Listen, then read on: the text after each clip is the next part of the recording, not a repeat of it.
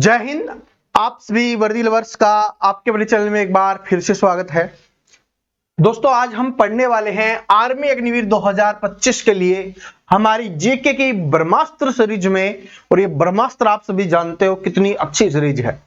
इसमें आज हम पढ़ेंगे बौद्ध धर्म, जैन धर्म और सिख धर्म के बारे में। यहां से आपके एग्जाम में 1 से 2 क्वेश्चंस आने वाला है, यानी कि 2 से 4 नंबर आज वाली क्लास से आपके पक्के होने वाले हैं। और आज वाली क्लास है ना, मैंने नोट्स वाली क्लास रखी है ताकि कोई भी ऐसी चीज ना हो जो हम छोड़े और एग्जाम में आ जाए। तो आज वाली क्लास में आपको क्लास में ही याद करवाने की गारंटी है। बस आप क्लास देखने की कोशिश कर लेना, और कोशिश नहीं, बड़े आराम से देखना, बड़े मजे से पढ़ते हुए चलेंगे, किसी को बोर होने नहीं देंगे, टेंशन लेने की आवश्यकता नहीं है, ठीक है। और उसके बाद जीके के महत्वपूर्ण टॉपिक्स में से ये एक टॉपिक है जो आपके एग्जाम्स की जान बनता है। आप सभी को पता होगा कि बौद्ध धर्म से क्वेश्चन आएगा, बौद्ध धर्म से नहीं आएगा तो जैन से पूछेगा, जैन से नहीं पूछेगा सिख धर्म से आएगा, लेकिन एग्जाम में क्वेश्चन आने वाला है। आज की क्लास बड़े प्यार से आपको देखना है और क्लास में ही याद करते हुए चलेंगे। नोट्स वाली क्लास होने वाली है। यहां पर जो लिखा है वो मैं आपको दिखता तो रहेगा ही, लेकिन मैं जो समझाने की कोशिश करूंगा, जिस तरीके से आपको याद करवाऊंगा, बस आप उसको ध्यान से सुनते रहना, ठीक है। देखते रहना, सुनते रहना, दिमाग में सेट अपने आप हो जाएगा। सबसे पहले धर्म में बात करें तो बौद्ध धर्म की हम बात कर लेते हैं, जहां से आपके एग्जाम्स में सबसे ज्यादा क्वेश्चंस आ रहे होते हैं। तो बौद्ध धर्म के संस्थापक किसे माना जाता है? गौतम बुद्ध जी हैं, उनको बौद्ध धर्म का संस्थापक माना जाता है, गौतम बुद्ध को, ठीक है। अब उनका जन्म कब हुआ ये एग्जाम्स में आता है, तो 563 ईसा पूर्व उनका जन्म हुआ। कितने समय पहले? 563 ईसा पूर्व उनका जन्म हुआ।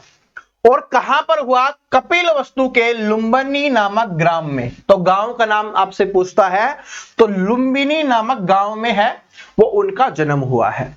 और अगर कौन सा दिन था तो वैशाख पूर्णिमा का दिन था। ये भी एक बार एग्जाम्स में पूछा गया है, तो आप याद कर लेना कि गौतम बुद्ध जी का जन्म है वो किस दिन हुआ था? वैशाख की पूर्णिमा के दिन। वैशाख की क्या? पूर्णिमा के दिन हुआ था, अपने हिंदू कैलेंडर के अनुसार है ये, ठीक है। तो कपिलवस्तु के लुम्बिनी नामक ग्राम में 563 ईसा पूर्व गौतम बुद्ध जी का जन्म हुआ। इनके पिता का क्या नाम था? गौतम बुद्ध जी के पिता का क्या नाम था? शुद्धोधन था। क्या था? शुद्धोधन। और ये कौन से वंश के थे? शाक्य गण वंश के थे। कौन से वंश के थे? शाक्य गण। शाक्य गण याद कर लेना, एग्जाम्स में पूछे जाने वाला क्वेश्चन है। तो शाक्य गण वंश के ये राजा थे। माता का क्या नाम था? महामाया है इनकी माता का नाम था, जो कौशल राजतंत्र की कन्या थी, ठीक है, जो कौशल की। अब बचपन का नाम जो बार बार एग्जाम्स में आता है, इंपॉर्टेंट है कि गौतम बुद्ध जी के बचपन का क्या नाम था? तो इनके बचपन का नाम था भाई सिद्धार्थ। क्या नाम था बचपन का? सिद्धार्थ नाम था। पिता का नाम क्या हो जाएगा? शुद्धोधन हो जाएगा। माता का नाम क्या हो जाएगा? महामाया हो जाएगा। इनके बचपन का नाम क्या हो जाएगा? सिद्धार्थ हो जाएगा। इनकी पत्नी का नाम क्या था? यशोधरा। पत्नी का नाम क्या था? यशोधरा था। और पुत्र का नाम क्या था? राहुल था। ये सारे के सारे एग्जाम्स में पूछे जाने वाले क्वेश्चंस है, इसलिए मैं इनको बार बार रिपीट करवा के याद करवा रहा हूं। माता का नाम क्या हो जाएगा? महामाया। पत्नी का नाम क्या हो जाएगा? यशोधरा। पिता का नाम क्या हो जाएगा? शुद्धोधन। पुत्र का नाम क्या हो जाएगा? राहुल। लेकिन इनका पालन पोषण है ना, इनकी मौसी के द्वारा किया गया था। यानी जन्म देने वाली मां कौन थी? महामाया थी। लेकिन इनका पालन पोषण किसके द्वारा किया गया था? मौसी प्रजापति गौतमी के द्वारा।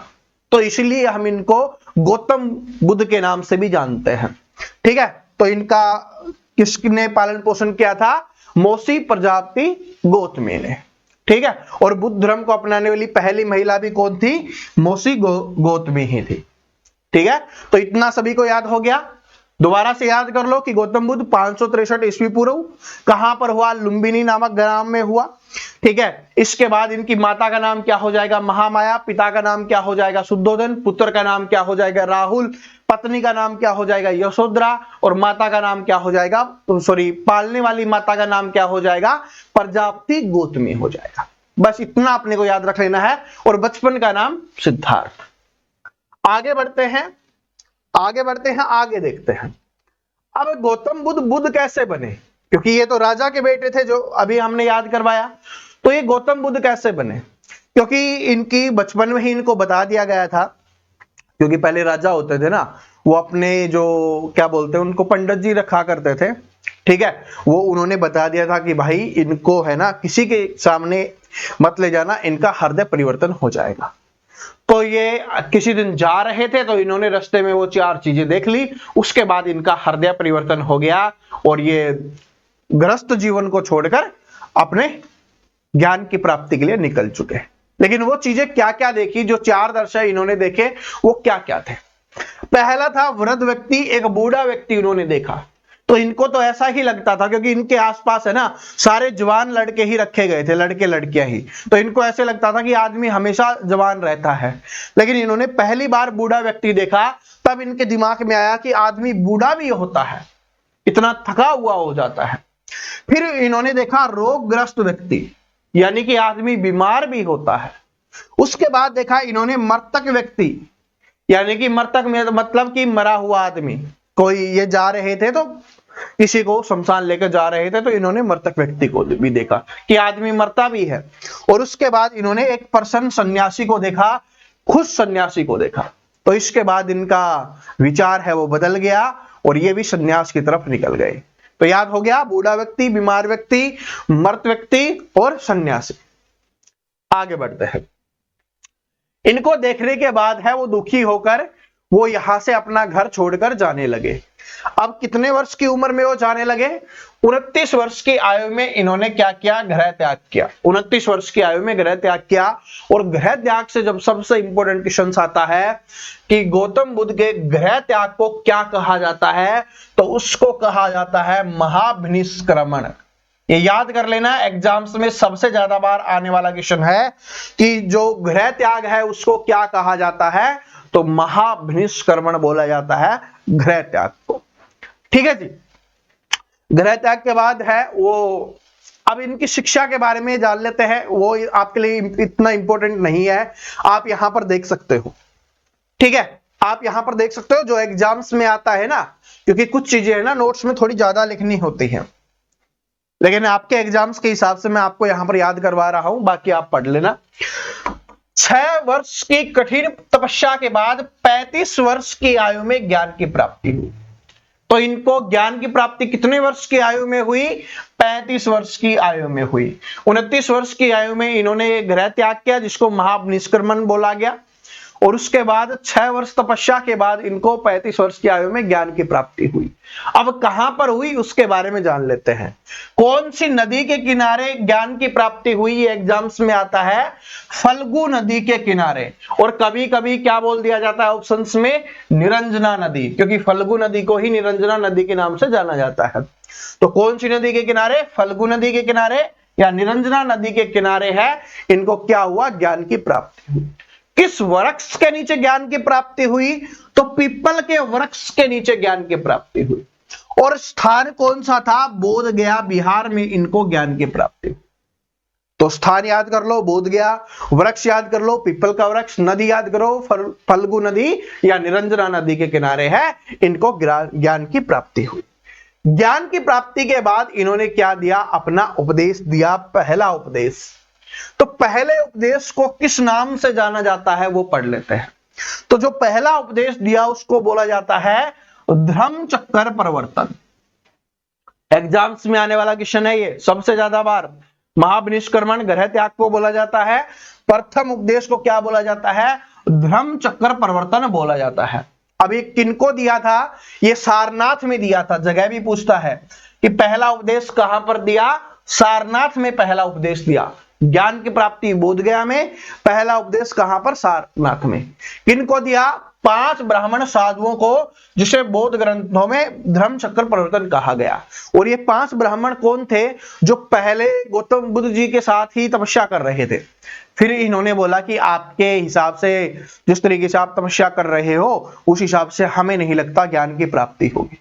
तो इन्होंने अपना रास्ता है वो बदल लिया था, लेकिन गौतम बुद्ध लगे रहे थे। फिर उनको ज्ञान की प्राप्ति हो गई, फिर इन्होंने बोला कि हमें भी चाहिए, तो फिर सबसे पहले इन्हीं को दिया गया था। क्योंकि जैसे अपने होता है ना, आप कुछ काम कर लेते हैं तो सबसे पहले दोस्तों को बुलाते हैं, ऐसे ही था। ये 5 साधु थे ना, ब्राह्मण साधु, ये इन्हीं के साथ वाले थे। ठीक है, तो इन्हीं को दिया गया। कहां पर? सारनाथ में धर्म चक्र प्रवर्तन उसको बोला गया है। आगे बढ़ते हैं। अब देखो इंपॉर्टेंट क्वेश्चन है, सारे के सारे याद करने हैं अपने को। उपदेश की भाषा कौन सी थी? तो पाली भाषा में। आपसे एग्जाम्स में ऐसे क्वेश्चंस पूछा जाएगा कि गौतम बुद्ध जी ने कौन सी भाषा में उपदेश दिए? तो पाली भाषा में उपदेश दिए। सर्वाधिक उपदेश कहां पर दिए? तो श्रावस्ती में दिए, जो कौशल की राजधानी है। तो ये आपसे बस इतना ही पूछेगा कि सबसे ज्यादा उपदेश कहां पर दिए हैं? श्रावस्ती में। पहला कहां पर दिया है? सारनाथ में। ठीक है, इनकी मृत्यु कब हुई? जन्म हुआ 563 ईसा पूर्व, मृत्यु हुई 483 ईसा पूर्व। कहां पर हुई? कुशीनगर में। कुशीनगर या कुशीनारा, ठीक है, कुशीनगर है। वैसे एग्जाम्स में ज्यादा आपको कुशीनगर लिख के देता है। कुशीनगर में हुई, ठीक है, कुशीनगर में हुई है। और किस कारण से हुई? चंदू नामक व्यक्ति ने अर्पित भोजन से खाकर, ठीक है, जिससे बौद्ध ग्रंथों में कहा बोला है? महापरिनिर्वाण कहा जाता है। याद कर लो। घर छोड़ने को क्या बोला गया? महाभिनिष्क्रमण। उसके बाद ज्ञान की प्राप्ति को, जो पहला उपदेश उन्होंने दिया ज्ञान प्राप्ति के बाद, उसको क्या बोला गया? धर्म चक्र प्रवर्तन। और उसके बाद जब इनकी मृत्यु हो गई, उसको क्या बोला गया? महापरिनिर्वाण। ठीक है, याद कर लोगे? ठीक है। याद करने की ट्रिक क्या है? महाभिनिष्क्रमण, यानी कि उन्होंने सब कुछ त्याग दिया, विनिष्क्रमण हो गया। फिर उन्होंने ज्ञान की प्राप्ति हुई तो धर्म को बदलने का काम हो गया, धर्म चक्र परिवर्तन। ठीक है, और उसके बाद क्या हो गया? जब उनका निर्माण हो जाता है ना, आदमी मृत्यु हो जाती है, तो महापरिनिर्वाण। ठीक है। बुद्ध का सारथी कौन था? तो चन्ना हो जाएगा। घोड़े का नाम क्या है? कंथक हो जाएगा। प्रथम महिला शिष्या, ये एग्जाम्स में ज्यादा आता है, तो प्रजापति गौतमी हो जाएगा, जिसको मौसी गौतमी के नाम से भी जाना जाता है। पूजा स्थल चित्त हो जाएगा। प्रथम शिक्षा हो जाएगा। ठीक है, तपस्सु मलिक, निवास स्थान विहार हो जाएगा। ये नहीं है। अब ये आपके लिए इंपॉर्टेंट है, ये वाले अष्टमार्ग कौन कौन से हैं? तो क्या है? सम्यक दृष्टि, सम्यक संकल्प, संकल्प वाणी, सम्यक कर्म, सम्यक आजीवन, सम्यक व्यायाम, सम्यक स्मृति, सम्यक समाधि। ठीक है, ये याद कर लो। वैसे इतना ज्यादा आपके एग्जाम्स में आता नहीं है। ठीक है, अब ये ज्यादा एग्जाम्स में आता है। ठीक है, बाकी मैं आपको सारे दिखा रहा हूं, आप सारे याद कर सकते हो, लेकिन एग्जाम्स में आपके लेवल का, क्योंकि हमने जो नोट्स बनाए हैं ना, वो सभी एग्जाम्स के लिए हैं। ठीक है भाई, आप आर्मी वाले हो, इसके अलावा और भी एग्जाम्स की तो हम तैयारी करवाते हैं भाई। दिल्ली पुलिस में भी हजारों सिलेक्शन करवाते हैं, एसएससी जीडी में भी करवाते हैं, तो उन स्टूडेंट के लिए भी बनाए गए हैं। तो अभी मैं आपको आपके एग्जाम्स के हिसाब से पढ़ा रहा हूं। तो क्या हो जाएगा? बौद्ध धर्म के 3 रत्न कौन से हैं? बुद्ध, धम्म और संघ। एग्जाम्स में ऐसे क्वेश्चंस पूछा जाएगा, इनमें से कौन सा बौद्ध धर्म का रत्न नहीं है? तो आपको तीनों याद होंगे, तभी तो आप कर पाओगे। तो हो जाएगा आपका बुद्ध, धम्म और संघ हो जाएगा। ठीक है, बुद्ध, धम्म और संघ। अब बौद्ध संगतियां याद कर लो। ठीक है, बौद्ध संगतियां। सबसे पहली बौद्ध संगति कहां पर हुई? प्रथम बौद्ध संगति कहां पर हुई? तो 483 ईस्वी पूर्व हुई। एक स्थान था क्या? राजगृह। शासक किसके द्वारा? अजातशत्रु के द्वारा करवाई गई। अजातशत्रु कौन से वंश का था? हर्यक वंश का था। अध्यक्ष कौन था? बौद्ध विद्वान महाकश्यप था। ठीक है, महाकश्यप याद कर लो। तो याद हो गया कहां पर थी? राजगृह में। कब थी? 483 ईस्वी पूर्व। शासक कौन था? अजातशत्रु। और अध्यक्ष कौन था? महाकश्यप। बस इतना अपने को याद रख लेना है। दूसरी बौद्ध संगति के बारे में याद करते हैं। तो द्वितीय बौद्ध संगति हुई 383 ईसा पूर्व। स्थान क्या था? वैशाली में हुई। शासक कौन था? कालाशोक था। और ये कौन से वंश का था? शिशुनाग वंश का था। और उसके बाद अध्यक्ष कौन थे? सुबुकामी है। ये क्या हो जाएगा? इसका अध्यक्ष हो जाएगा। अब तृतीय बौद्ध संगति याद कर लो। ठीक है, तृतीय बौद्ध संगति समय 250 ईस्वी पूर्व। स्थान क्या था? पाटलिपुत्र। शासक कौन था? अशोक, जो मौर्य वंश का था ना, सबसे प्रतापी राजा। और कलिंग के युद्ध के बाद इन्होंने बौद्ध धर्म अपना लिया था, ये भी आपसे पूछा जाता है। ठीक है, अध्यक्षता किसके द्वारा की गई थी? मोगली पुत्र तिशम के द्वारा है इसकी अध्यक्षता की गई थी।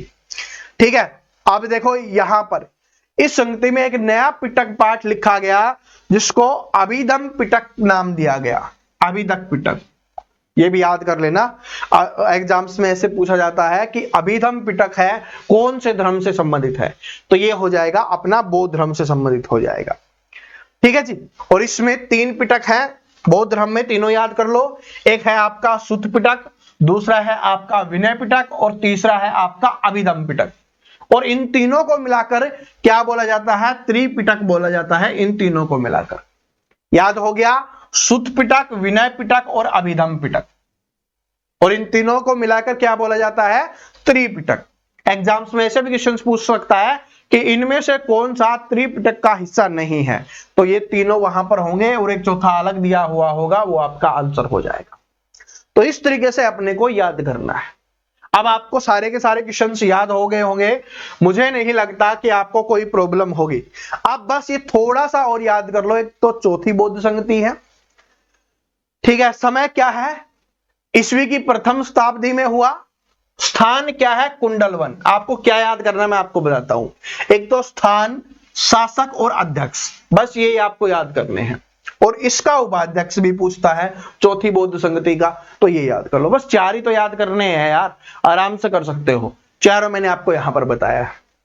ठीक है, कहां पर हुआ? कुंडलवन में हुआ। शासक कौन था? कनिष्क शासक था, जो कुषाण वंश का शासक था। अध्यक्षता किसके द्वारा की गई? वसुमित्र के द्वारा की गई। और उपाध्यक्ष कौन था? अशोक घोष था। ये दोनों इंपॉर्टेंट है, दोनों एग्जाम्स में आते हैं, तो याद कर लेना। ये आपकी चारों बौद्ध संगतियां हो गई हैं। अब इसको याद मैं आपको आराम से करवा दूंगा, टेंशन मत लो। बौद्ध धर्म है, दो हिस्सों में बटा हुआ है, एक तो हीनयान है, एक महायान है। ठीक है, बस अब ये देखो, इसको मैं आराम से याद कराऊंगा, टेंशन मत लो। ट्रिक से याद करवाऊंगा कि बुद्ध के जीवन से जुड़े हुए प्रतीक। आपसे पूछा जाएगा कि बौद्ध धर्म में सांड किसका प्रतीक है, बौद्ध धर्म में कमल किसका प्रतीक है, हाथी किसका प्रतीक है। इस तरीके से एग्जाम्स में क्वेश्चन आता है, तो याद कीजिए। हाथी है बुद्ध के गर्भ में आने का प्रतीक है, बुद्ध के गर्भ में आने का, यानी उनकी माता जी के पेट में आने का। जो इनकी माता जी का नाम क्या था? महामाया, उनके पेट में आने का। तो हाथी है, उसको हम क्या मानते हैं? पवित्र मानते हैं, गणेश जी का अवतार मानते हैं। और पेट में जब बच्चा होता है ना, वो भी बहुत पवित्र होता है, उसका भी बड़े प्यार से ख्याल रखा जाता है, पता है ना आप सभी को। तो ऐसे याद कर लो कि हाथी है, गणेश जी, इनको बड़े प्यार हम देते हैं। वैसे ही पेट में जब छोटा बच्चा होता है, उसको बड़ा प्यार दिया जाता है, तो बुद्ध के गर्भ में आने का प्रतीक हो गया। याद हो गया। अब दूसरा देखो, कमल। कमल जन्म का प्रतीक। कमल है, जैसे खिलता है ना, कमल खिला हुआ, बड़ा प्यारा लगता है। वैसे ही जब बच्चे का जन्म होता है, छोटा छोटा बच्चा होता है, बड़ा ही प्यारा लगता है, कमल के जैसा वो भी खिला हुआ। जब वो हंसता है तो हम सभी के चेहरे अपने आप खिल जाते हैं। ठीक है, अभी मेरे को बेटी हुई थी तो बड़ा प्यारा लगता है। ठीक है, जीवन में ऐसे लगता है कि एक अलग से खुशियां आ गई है, जीवन खिल गया है। तो कमल की तरह क्या होता है? जीवन खिल जाता है जब बच्चे का जन्म होता है। तो कमल क्या हो जाएगा? जन्म का प्रतीक हो जाएगा। याद करवा रहा हूं ट्रिक से, देखो। सांड किसका प्रतीक है? यौवन का प्रतीक। सांड को देखते ही क्या दिखाई देता है? कि भाई ताकतवर आदमी है। और आप सभी युवा हो तो आपको क्या लगता है? मुझ में बहुत ज्यादा ताकत है। तो यौवन में क्या आ जाती है? ताकत। ताकत किसमें होती है? सांड में। तो सांड किसका प्रतीक हो गया? ताकत। अब घोड़ा। अब घोड़ा हमें कब चाहिए होता है? ठीक है, जब हम घर से बाहर जा रहे होते हैं। पुराने समय की बात कर रहा हूं, जब योद्धा आपने मूवीज में देखा होगा, हर जगह देखा होगा, घोड़ा है वो बाहर जाता है, उस पे बैठ के बाहर घूम रहे होते हैं जंगल में, और कहीं युद्ध लड़ने जा रहे होते हैं। तो बाहर जाने के लिए हो गया ना, तो गृह त्याग का प्रतीक हो जाएगा घोड़ा। उसके बाद पीपल की बात करेंगे तो ज्ञान की प्राप्ति। ठीक है, अपने धर्म में, हिंदू धर्म की मैं बात कर रहा हूं, यहां पर पीपल है, उसको बहुत पवित्र माना जाता है कि ये ज्ञान का भंडार है। तो क्या हो जाएगा? ज्ञान का प्रतीक हो जाएगा। ठीक है, आगे देखिए। शेर है, वो क्या हो जाएगा? शेर है समृद्धि का प्रतीक। समृद्धि मतलब राजा, और शेर क्या होता है? जंगल का राजा होता है। शेर क्या होता है? जंगल का राजा। तो शेर किसका हो जाएगा? समृद्धि का प्रतीक, यानी कि प्रसिद्धि, धन दौलत सब कुछ होना चाहिए, उसका प्रतीक है। पद चिन्ह निर्वाण का प्रतीक। निर्वाण अभी मैंने आपको बताया था, तो उसी से याद कर लो। निर्वाण का मतलब है कि आदमी बस समाप्ति की तरफ जा रहा है, तो बोला जाता है कि भाई अंतिम में जितने भी आप इसकी सेवा कर सकते हो तो वो कर दो, और आपको क्या करना चाहिए? जो इन्होंने किया है आपको इनके पद चिन्हों पर चलना चाहिए। ठीक है, जैसे मैं अपने दादाजी को बहुत ज्यादा फॉलो करता हूं। ठीक है, जब वो जीवित थे ना, तब से मैं उनको फॉलो करता हूं, उनको अपना आदर्श मानता हूं। वैसे ही पद चिन्ह क्या हो जाएंगे? निर्वाण का प्रतीक हो जाएगा। ठीक है, कि उन्होंने जीवन में जो भी निर्माण किया है, जो भी ठीक है मान सम्मान प्राप्त किया है, उसको पद चिन्हों पे चलना है। ठीक है, उसके बाद स्तूप क्या हो जाएगा? स्तूप आपने देखा होगा कब बनता है? कोई आदमी मर गया उसी के लिए तो बनता है, तो क्या हो जाएगा? मृत्यु का प्रतीक हो जाएगा। तो याद हो गया सभी को? आराम से याद हो गया? बस इतना ही है। बौद्ध धर्म के लिए आपको इतना ही याद रखना है जो आपके एग्जाम्स में आता है। अब हम आगे बढ़ते हैं, और आगे अब हम जैन धर्म के बारे में बात करते हैं। क्या है? जैन धर्म के बारे में बात करते हैं। बौद्ध धर्म का आप सभी को याद हो गया, बस इतना ही पढ़ना है, इतना ही आपके एग्जाम्स के लिए इंपोर्टेंट है। टेंशन मत लीजिए, ऑब्जेक्टिव टाइप क्वेश्चंस भी मैं आपको करवाऊंगा। ऐसा नहीं कि ऑब्जेक्टिव टाइप क्वेश्चंस नहीं करेंगे, आपका रिवीजन मैं आपको जरूर करवाऊंगा। ठीक है, अब जैन धर्म के बारे में पढ़ लेते हैं जो आपके एग्जाम्स में आने वाला है। तो जैन धर्म के पहले तीर्थकर या संस्थापक किसे कहा जाता है? तो ऋषभदेव को कहा जाता है। किसे कहा जाता है? ऋषभदेव जी को कहा जाता है, ऋषभदेव। ठीक है, ऋषभदेव। और पद चिन्ह क्या हो जाएगा? वृषभ हो जाएगा। ये इतना इंपॉर्टेंट नहीं है। तो आपसे ये पूछेगा कि जैन धर्म का संस्थापक कौन है या जैन धर्म के पहले तीर्थकर कौन है, तो वो हो जाएगा ऋषभदेव। ठीक है, उसके बाद 23वें तीर्थकर, क्योंकि जो जो पूछा जाता है ना एग्जाम में वो मैं आपको बता रहा हूं। तो 23वें तीर्थकर कौन हो जाएंगे? पार्श्वनाथ। कौन हो जाएंगे? पार्श्वनाथ जी हैं, वो 23वें तीर्थकर हो जाएंगे। 23वें, बस इतना ही पूछता है। ठीक है, अब आता है आपके लिए इंपॉर्टेंट। इसको छोड़िए, ये ज्यादा इंपॉर्टेंट नहीं है। अब हमारे लिए इंपॉर्टेंट है ये वाला, जैन धर्म के 24वें तीर्थकर। पहला पूछता है तो वो कौन हो जाएगा? ऋषभदेव जी हो जाएंगे। और 23वां पूछता है वो हो जाएंगे पार्श्वनाथ जी। अब इंपॉर्टेंट है 24वें तीर्थकर, जैन धर्म के 24वें तीर्थकर। तो जैन धर्म में कितने तीर्थकर हुए हैं? 24 हुए हैं। 24वें के बारे में बात करते हैं, जहां से एग्जाम्स में क्वेश्चंस आते हैं, जिनका नाम है महावीर स्वामी। क्या नाम है? महावीर स्वामी है। जैन धर्म का वास्तविक संस्थापक इनको बोला जाता है। तो अगर आपसे एग्जाम्स में ऐसे पूछे कि जैन धर्म का वास्तविक संस्थापक किसे बोला जाता है? महावीर स्वामी को। और अगर पूछे जैन धर्म का संस्थापक कौन है, तो ऋषभदेव हो जाएगा। ठीक है, इनका जन्म कब हुआ? 540 ईसा पूर्व हुआ। कहां पर हुआ? कुंडल ग्राम वैशाली में। कुंडग्राम वैशाली में। कहां पर हो जाएगा? कुंडग्राम वैशाली में हो जाएगा। ठीक है, कुंडग्राम वैशाली में हो जाएगा। इनकी माता का क्या नाम था? माता का नाम त्रिशला था। और ये कौन से वंश की थी? लिच्छवी गणराज्य के प्रमुख चेटक की बहन थी। तो ये एग्जाम्स में पूछा जाता है, लिच्छवी वंश याद कर लो बस। ठीक है, आगे इनके पिता का नाम क्या था? सिद्धार्थ। इनके पिता का क्या नाम हो जाएगा? सिद्धार्थ हो जाएगा। इनकी पत्नी का नाम क्या हो जाएगा? यशोदा हो जाएगा। ठीक है, इनकी पत्नी का नाम क्या हो जाएगा? यशोदा हो जाएगा। कंफ्यूज नहीं होना। अब अभी हमने बौद्ध धर्म पढ़ा था, उनके बचपन का नाम था सिद्धार्थ। ठीक है, इनके पिता का नाम है सिद्धार्थ। ठीक है, और इनकी पत्नी का नाम क्या हो जाएगा? यशोदा हो जाएगा। ठीक है, माता का नाम क्या हो जाएगा? त्रिशला हो जाएगा। चलो, ये याद कर लेना जो इनके बारे में बेसिक नॉलेज है। आगे बढ़ते हैं। आगे है कि इनके बड़े भाई का नाम क्या था? नंदीवर्धन हो जाएगा। और इनकी पुत्री का नाम क्या था? प्रियदर्शना था। प्रियदर्शना। और इनका विवाह है वो किसके साथ हुआ था? जमाली के साथ हुआ था। और ये जमाली कौन था? महावीर स्वामी के प्रथम शिष्य थे। कौन थे? महावीर स्वामी के प्रथम शिष्य। तो महावीर स्वामी के प्रथम शिष्य कौन हो जाएंगे? ये भी आपसे पूछा जाए। जमाली, जो इनका बाद में जवाई बन गया था। यानी कि इनकी बेटी प्रियदर्शना के साथ उन्होंने विवाह कर लिया था। ठीक है। जैन धर्म में पूर्ण ज्ञान को क्या बोला गया है? कैवल्य ज्ञान। क्या बोला गया है? कैवल्य ज्ञान। कैसे याद करोगे कि जैन धर्म में बोला जाता है केवल इतना ज्ञान ले लो वो काफी है, तो उसको क्या बोला जाएगा? कैवल्य ज्ञान बोला जाता है। ठीक है, आगे बढ़ते हैं। महावीर स्वामी जी के बारे में, ज्ञान के बारे में जान लेते हैं। तो जमरक गांव के निकट इनको ज्ञान की प्राप्ति हुई। ठीक है, और ऋजुपालिका नदी के तट पर या नदी के किनारे है, इनको ज्ञान की प्राप्ति हुई। और कौन से वृक्ष के नीचे, ये ज्यादा पूछा जाता है, बाकी इतना ज्यादा नहीं पूछता। तो साल के वृक्ष के नीचे। कौन से वृक्ष के नीचे? साल के वृक्ष के नीचे। ठीक है, ज्ञान की प्राप्ति हुई। अब जैन संगतियां हैं, ये आप याद कर लीजिए कि पहली जैन संगति कहां पर हुई? तो 300 ईसा पूर्व। स्थान क्या था? पाटलिपुत्र। अध्यक्ष कौन था? स्थूलभद्र हो जाएगा। शासक कौन था? चंद्रगुप्त मौर्य हो जाएगा। कौन हो जाएगा? चंद्रगुप्त मौर्य। देखो इंपॉर्टेंट क्या है वो देखो, मौर्य वंश का जो संस्थापक है, मौर्य वंश का यानी पहला शासक है, वो कौन से धर्म का अनुयायी था? जैन धर्म का। जैन धर्म का। और जो इसका मौर्य वंश का जो तीसरा था, अशोक। ठीक है, अशोक।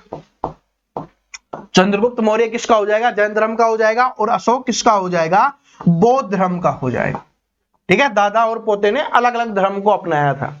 दादा ने अपनाया था जैन धर्म को, पोते ने अपनाया था बौद्ध धर्म को। और ये कब अपनाया था? कलिंग के युद्ध के बाद, कि बहुत सारे लोगों को मरा हुआ देखा कि भाई इतने लोगों की हत्या हो गई है, उसके बाद उन्होंने छोड़ दिया था।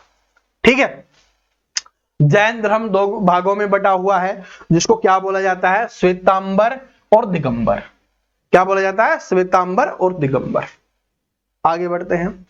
द्वितीय जैन संगति आप देख सकते हो क्या है, कब हुई? 512 ईस्वी पूर्व। स्थान क्या था? वल्लभी, गुजरात में हुई थी। और अध्यक्ष कौन है? ये पढ़ सकते हो। ये आपसे इतना ज्यादा नहीं पूछता, स्थान इसमें पूछ लेता है। जो संगतियां है ना, वो बौद्ध धर्म की पूछता है। ठीक है, जो संगतियां हैं वो बौद्ध धर्म की आपसे पूछेगा, जैन धर्म की इतनी नहीं पूछता। इतनी क्या पूछता ही नहीं है। अब त्रिरत्न याद कर लो, ये आएगा। त्रिरत्न पूछता है। ठीक है, उसमें क्या था? बुद्ध, धम्म और संघ। क्या था? बुद्ध, धम्म और संघ। इसमें त्रिरत्न क्या हो जाएगा? जैन धर्म में सम्यक दर्शन, सम्यक ज्ञान, सम्यक चरित्र। ठीक है, दर्शन, ज्ञान, चरित्र आप याद कर लो। पहला उपदेश कहां पर दिया? राजगिरी में। राजगीर में का पहला उपदेश कहां दिया? राजगीर में दिया। कौन सी भाषा में दिया? प्राकृतिक भाषा में। देखो, जैन धर्म में प्राकृतिक भाषा है, बौद्ध धर्म में कौन सी भाषा थी? पाली भाषा में दिया गया था। इसमें क्या है? प्राकृतिक भाषा में है। प्रमुख ग्रंथ क्या हो जाएंगे? आगम ग्रंथ, कल्पसूत्र और वर्धमान हो जाएगा। सॉरी, ये तो बचपन का नाम है ना, तो बचपन का नाम क्या हो जाएगा? वर्धमान हो जाएगा। उसके बचपन का नाम क्या था? बौद्ध धर्म में सिद्धार्थ था।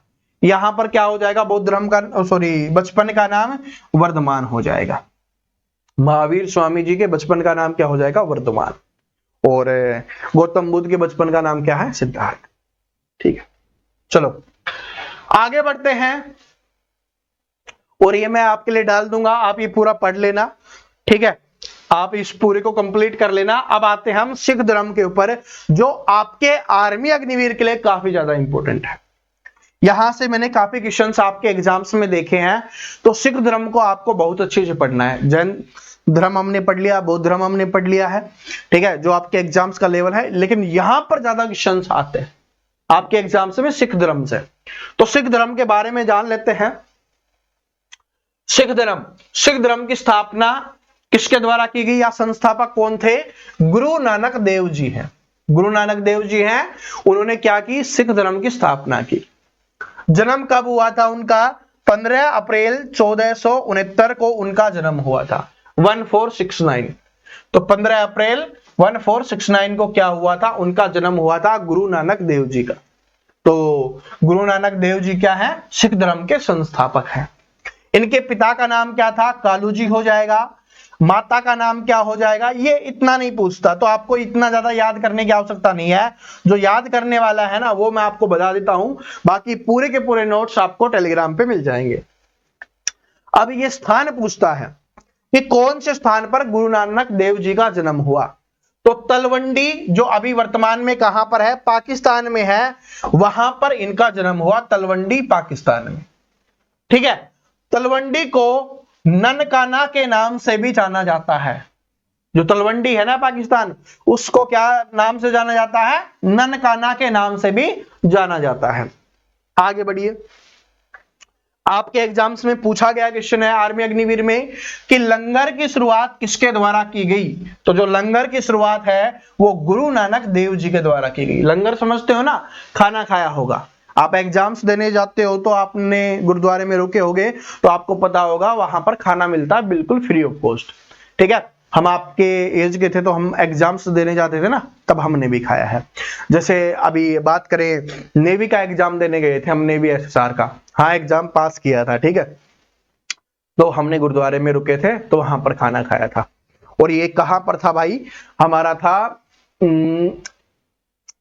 यार अंबाला से आगे है। ठीक है, और अमृतसर के बीच में है, अंबाला और अमृतसर के बीच में था। अभी यार लगभग काफी साल की बात हो गई, 13-15 साल की बात हो गई, 2012 की बात है वो, तो 13 साल की बात हो गई है। ठीक है, नाम ध्यान नहीं आ रहा। तो वहां पर था, अमृतसर और अंबाला के बीच में है। ठीक है, बता देना भाई, कमेंट में बता देना। ठीक है, आपने भी नेवी का एग्जाम दिया होगा, नहीं अब आर्मी का तो दे ही रहे हो। तो गुरु नानक देव जी ने लंगर का शुरुआत की थी। अब आगे बढ़ते हैं। उसके बाद दूसरे गुरु थे गुरु अंगद जी। ठीक है, गुरु अंगद जी है, ये इतना ज्यादा नहीं पूछता है, लिखा हुआ है, याद करना चाहो तो कर सकते हो आपकी नॉलेज के लिए, लेकिन एग्जाम्स में जो जो पूछता है वो मैं आपको बता दूंगा। गुरु अंगद जी के बचपन का नाम क्या था, लहना था। क्या हो जाएगा, लहना हो जाएगा।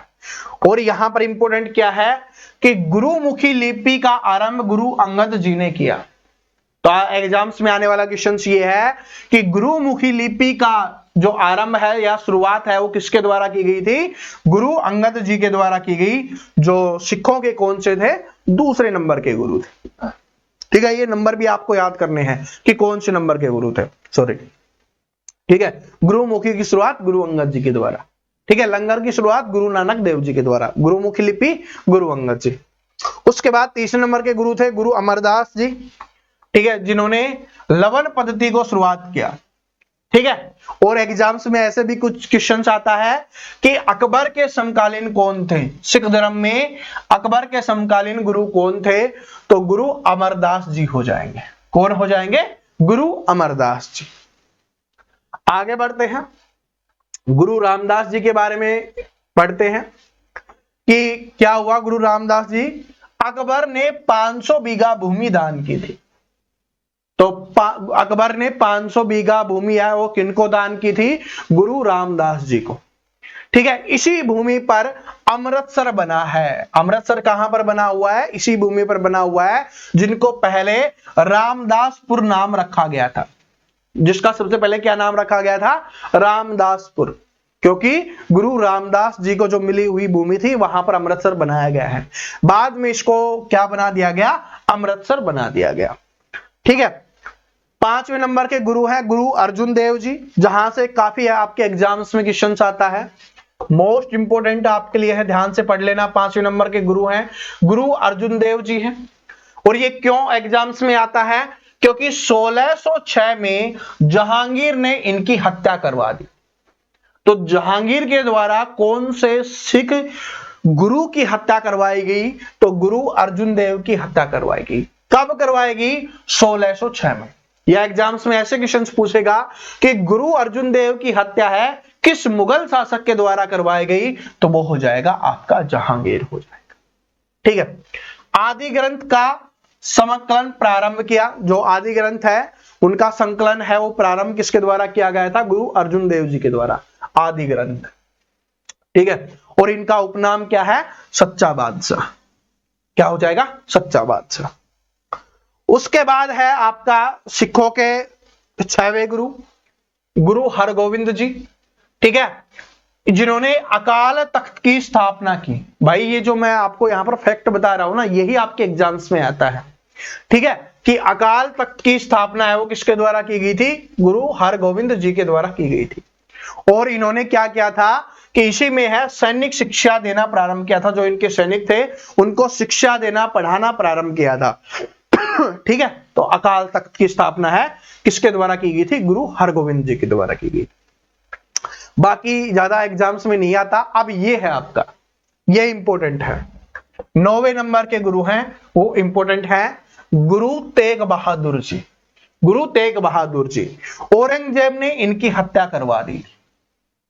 ठीक है, औरंगजेब के द्वारा हत्या किसकी करवा दी गई थी? गुरु तेग बहादुर जी की। क्यों करवाई गई थी? क्योंकि इन्होंने इस्लाम धर्म नहीं अपनाया था। ठीक है, कभी मैं आपको सिख धर्म के बारे में बताऊंगा ना, अभी आपकी क्लास चल रही है, आपके पास इतना समय नहीं है, वरना मैं आपको बहुत वीरता वाली कहानियां बताऊंगा कि क्यों हम सिखों की इतनी ज्यादा है ना सम्मान करते हैं। ठीक है, देखो, तो औरंगजेब के द्वारा हत्या किसकी करवा दी गई थी? गुरु तेग बहादुर जी के। आगे चलिए, आगे है आपका 10वें नंबर के गुरु, जहां से आपके एग्जाम्स में काफी क्वेश्चंस रिपीट होते हैं, गुरु गोविंद सिंह जी। ठीक है, तो ये क्या थे? सिखों के 10वें नंबर के गुरु थे। तो एग्जाम्स में आता है कि सिखों के 10वें नंबर के गुरु कौन हो जाएंगे? गुरु गोविंद सिंह जी। और यही क्या थे? अंतिम सिख गुरु थे। इनके बाद है वो गुरु बनना बंद हो गए थे, सिख गुरु। ठीक है, तो ये 10वें नंबर के अंतिम गुरु थे। ठीक है, सिखों के 1708 में नांदेड़ में गुल खां नामक पठान ने हत्या कर दी थी। ठीक है, 13 अप्रैल 1969 को खालसा पंथ की स्थापना की। तो एग्जाम्स में आने वाला जो सबसे इंपॉर्टेंट क्वेश्चन क्या है कि खालसा पंथ की स्थापना है वो किसके द्वारा की गई? तो वो की गई थी गुरु गोविंद सिंह जी के द्वारा। ठीक है, और वैसाखी का त्योहार मनाया जाने लगा। तो इसलिए हम 13 अप्रैल को क्या मनाते हैं? वैसाखी का त्योहार मनाते हैं। अभी 13 अप्रैल गई है। ठीक है, 13 अप्रैल को वैसाखी भी होती है। और 13 अप्रैल 1919 को क्या हुआ था? जलियांवाला बाग हत्याकांड हुआ था। और यह भी कहां पर हुआ था? अमृतसर में हुआ था, अमृतसर में। ठीक है, और आप सभी अभी कमेंट करके बताओगे कि अमृतसर शहर है वो कौन से गुरु जी के द्वारा बसाया गया था? अभी मैंने आपको बताया है। ठीक है, अभी मैंने आपको बताया था, तो आप सभी कमेंट करके आपको बताना है। तो यहां पर आपके बौद्ध धर्म, सिख धर्म और जैन धर्म से जितने भी क्वेश्चंस बन सकते हैं आपके एग्जाम्स में, वो समाप्त होते हैं। यही आपके एग्जाम्स में इतना ही आता है, इससे ज्यादा आपके एग्जाम्स में नहीं पूछता। हाँ, मैं आपको ऑब्जेक्टिव टाइप क्वेश्चंस में आपको प्रैक्टिस जरूर करवा दूंगा, जिसमें आपके प्रीवियस ईयर क्वेश्चंस प्लस में एक्सपेक्टेड क्वेश्चंस होंगे। लेकिन आज वाली क्लास को सभी को याद कर लेना है। मुझे पता है थोड़े से आंकड़े ज्यादा हैं, तो थोड़ा सा आपको बोरिंग लग सकता है। तो भाई आपको याद करना ही है अगर आपको 2 से 4 नंबर लेने हैं। ठीक है, तो ये तो यहां पर जो सिख धर्म है ना, इसको आपको ज्यादा याद करना है, सिख धर्म और बौद्ध धर्म, जहां से आपके एग्जाम्स में ज्यादा क्वेश्चंस आते हैं। ठीक है जी, तो उम्मीद करता हूं आज वाली क्लास में आपने बहुत कुछ सीखा होगा, कुछ याद हो गया होगा, कुछ दोबारा से रिपीट कर लोगे तो याद हो जाएगा। बाकी मैं ऑब्जेक्टिव टाइप क्वेश्चंस वाली क्लास में समाप्त करवा देंगे। अब आपका 1-2 दिन में मैं टेस्ट लेने वाला हूं, जिसमें हमने जो भी अभी तक टॉपिक्स पढ़े हैं जीके के, साइंस के, उन सभी टॉपिक्स का आपका टेस्ट होगा। ठीक है, तो सभी को वो टेस्ट जरूर देना है। और आज वाली क्लास कैसी लगी कमेंट करके जरूर बता देना। लाइक नहीं किया तो लाइक कर देना, और जो भी नए स्टूडेंट आए हैं चैनल को सब्सक्राइब करके बेल आइकन को प्रेस कर लेना, ताकि आने वाली सभी क्लासेस की नोटिफिकेशन आप तक पहुंच सके। मिलते हैं नेक्स्ट वीडियो में, तब तक हंसते रहिए, मुस्कुराते रहिए, पढ़ते रहिए। जय हिंद।